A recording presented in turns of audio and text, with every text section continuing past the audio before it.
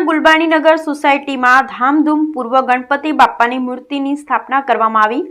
શહેરમાં 250 થી વધુ જગ્યાએ સાર્વજનિક ગણેશોત્સવ મહોત્સવનું આયોજન કરાયું। મોટાભાગના પંડાલોમાં ઇકો ફ્રેન્ડલી મૂર્તિ સ્થાપિત કરાઈ। ડીસામાં ગણેશ ચતુર્થીમાં મહિમા દિન પ્રતિદિન વધી રહ્યો છે, જેમાં સાર્વજનિક ગણેશોત્સવનો ક્રેઝ વધુ છે। આ વખતે ડીસામાં 250 કરતાં પણ વધુ સ્થળોએ સાર્વજનિક ગણેશોત્સવનું આયોજન કરવામાં આવ્યું છે। આ વર્ષે ઇકો ફ્રેન્ડલી પ્રતિમાની જ વધુ સ્થાપના થઈ છે। ડીસામાં શ્રી ગણેશ ઉત્સવની છેલ્લા કેટલાક દિવસોથી તૈયારીઓ ચાલતી હતી। આ વર્ષે ઇકો ફ્રેન્ડલી પ્રતિમાનો જે ક્રેઝ જોવા મળી રહ્યો છે અને મોટી સંખ્યામાં ઇકો ફ્રેન્ડલી પ્રતિમા શહેરના મોટા ભાગના પંડાલોમાં સ્થાપિત થઈ છે।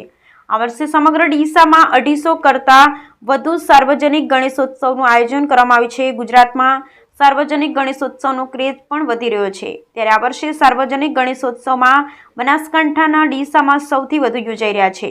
ખાસ કરી માટીની તેમજ વિવિધ કલાત્મક પ્રતિમાઓની સ્થાપના ગણેશ મંડળો કરી રહ્યા છે। આ અંગે જ્યોતિષાચાર્ય રાજુભાઈ દવેએ જણાવ્યું છે કે ગણેશજીને વિઘ્નહર્તા દેવ કહેવામાં આવે છે। ગણેશજીની આરાધના તમામ વિઘ્નો દૂર કરે છે।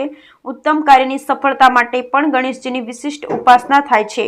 ડીસામાં ગણેશ મંડળો દ્વારા દરરોજ મહાઆરતી ઉપરાંત ભજન સંધ્યા, લોક ડાયરા, દાંડિયા રાસના પણ કાર્યક્રમો યોજાશે। आज गणेश चौथना दिवसे अपना भारतीय संस्कृति मुजब आज गणेश चौथना विविध स्थलों पर गणपति बापानी विविध मूर्तिओ लई एनी पूजा करवामां आवे छे। एनो हर्षोल्लास होय छे अने हर्षोल्लासमां આજે અઠવાડિયેથી અહીંયા આગળ અલગ અલગ સ્ટોલ બી માતાજી બાપાજીના લાગેલા છે મૂર્તિઓ માટેના, અને બધા અહીંયા આગળ ગોળગોળા સાથે આવી અને મૂર્તિઓ લઈ જાય છે।